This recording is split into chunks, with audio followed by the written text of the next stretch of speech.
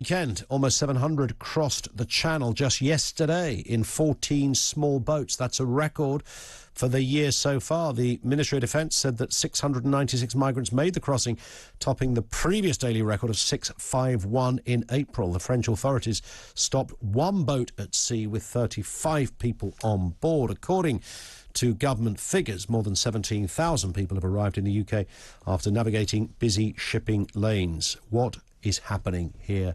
How do we address this? Dr S Chelvan is Head of Immigration and Public Law at 33 Bedford Road Chambers. Dr Chelvan, good afternoon to you. Good afternoon, Ian. This isn't getting any better for anybody, is it?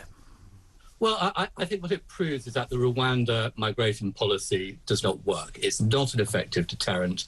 Migrants are to continue to cross the channel, notwithstanding Priti Patel's flagship policy of moving migrants to Rwanda. And as you said a few moments ago, a flat zero. So what we need to do is start opening safe legal routes to the UK where individuals can claim asylum without risking their lives across the channel. Why do we want to do that?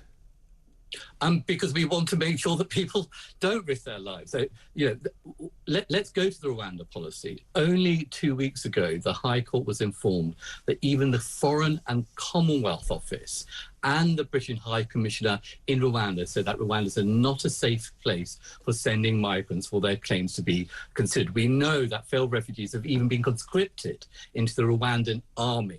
So within the British government, we know that there were clear warning signs about the safety of individuals going to Rwanda. And we also know, and this is quite bizarre and unique and very troubling, that the Rwandan government were even given the country policy information note in relation to the issues regarding the country background evidence to make comments about, and even had their recommendations in relation to editing passages in the report adopted. So £120 million of British taxpayers' money has already gone to the Rwandan government regarding the migration policy of a flat zero. How many millions have we already spent with the French in relation to reducing the numbers? What we're seeing is that the current government's policy in relation to refugees is not fit for purpose. But we are spending $5 million, it is said, a day putting people in hotels. The fit for purpose bit would only happen when we stop this form of immigration, surely. And this is now deemed as illegal immigration. Rwanda doesn't work. I agree with that. It was always a daft idea that it was meant to appease or appeal to a certain sector. And it's going to be hugely costly and not particularly efficient. And I also read recently, just to compound Chevrolet, some of the things you were saying, that actually even the Rwandan officials said we've actually only got space for 200 people anyway. And so it's a nonsense. The whole thing is a nonsense. But what I think most people want to see is just the policy stopped. It seems that if we're going to have, an open door policy that you would have for illegal immigration, why would we want that? It's not illegal immigration to claim asylum. So, well, that's just something you do when you get here, isn't it? You go, I'm claiming asylum. I'm not meant to be here. I'm a perfectly fit young man. I shouldn't be here, but, I'd quite like to come here rather than the other 12 countries I've passed through. Well, Ian, as we know, nearly 80% of those who cross the channel are genuine refugees. They're granted asylum, right? Because they are refugees under the Refugee Convention, 1951 Refugee Convention, post-Second World War, huge influx of migrants. We, as a nation, subscribe to international treaties because we want to make sure that there are minimal human rights standards. So there's nothing illegal. But you say, can I just to come and claim? Chelvan, can I just pick you up on that point? It's wrong. It's incorrect. Listen, it's totally there are huge question marks over the process of deciding whether somebody is authentic or not, and we all know that whether you want to, tell the investigating officers that your sexuality doesn't fit, if you were to go back to Iran or North Africa somewhere, whether it's about your political views, whether it's the fact you refuse to join the army in your country. Because you'll be killed, tortured, or murdered, raped. But to leave your country, but that doesn't work, does it? You can't just leave your country and then say, well, because I don't like it there. because I don't want to go by the law. Otherwise, everybody would just leave a country, wouldn't they? What I've said. It's not about not liking being there. It's about saving your life. For example, look at sexuality claims. Lesbians from Jamaica have a real risk of curative rape or murder. No, I'm not disputing that. So but how many people will, when they get to the stage where they're being interviewed by the border force and the various legal authorities in this country, will play that card?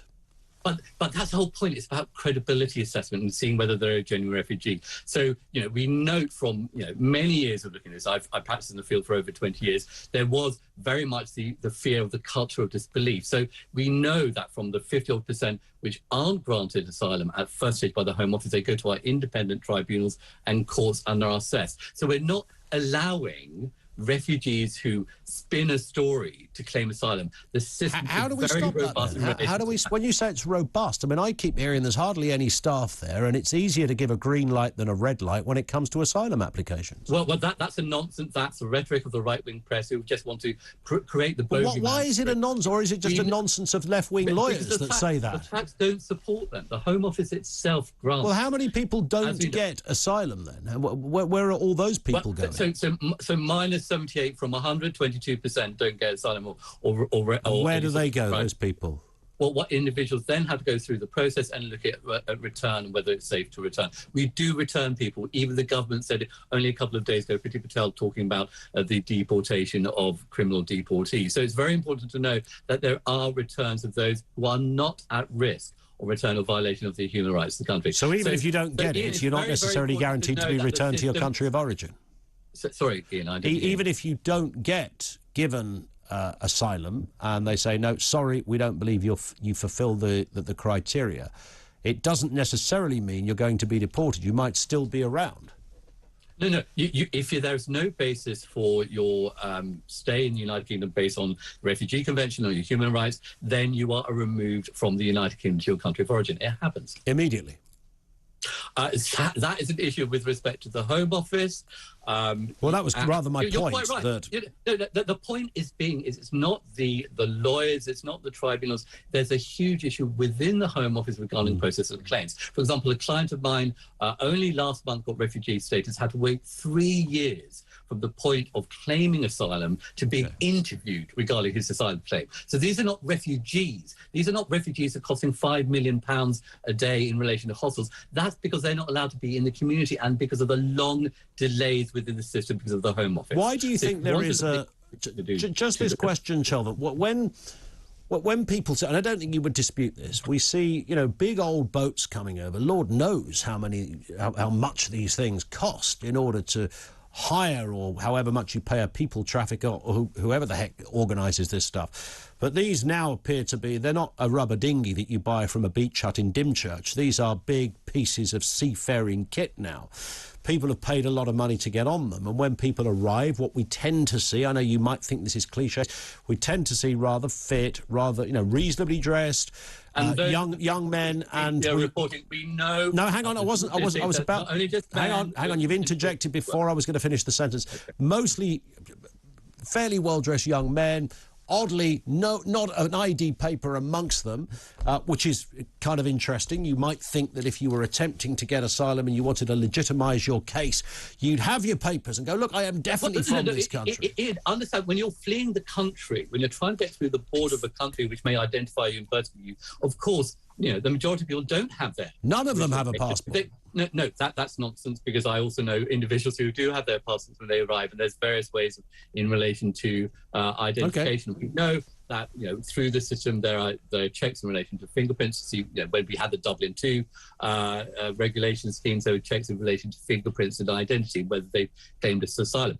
When we left Europe, one of the issues was that we no longer had that system in relation to what I was trying to, Chelvan, what I was but trying to... they're not all well-dressed young men. No, I wasn't saying, I'm not talking about top hat and tails. I was asking you to respond to that stereotype, and that is that when you hear that and you look at those boats and you see an average age of 25, fairly fit, decently dressed young men coming off, do you look at those people on that boat and do you, in your heart, Chelvan, say, I reckon 82% of those people are genuine cases? Because that's why it's important not to centre on stereotypes. Is what you haven't done. But you make an observation, don't you? No, you don't. Because what you do is listen to the refugee narrative. Okay. You listen to the narrative in relation to why you want to come to this country, I would imagine, isn't it? And why they can't return. And that's the most important issue. Okay. Why they can't return to their country of origin. We know the situation in Afghanistan. We know the situation in Syria. We know the situation in many countries of the world where these individuals, these refugees, cannot return because of a real risk. Chelvan, I have to stop there for time. Always a pleasure to talk. Dr S Chelvan, Head of Immigration and Public Law at 33 Bedford Row, Chambers.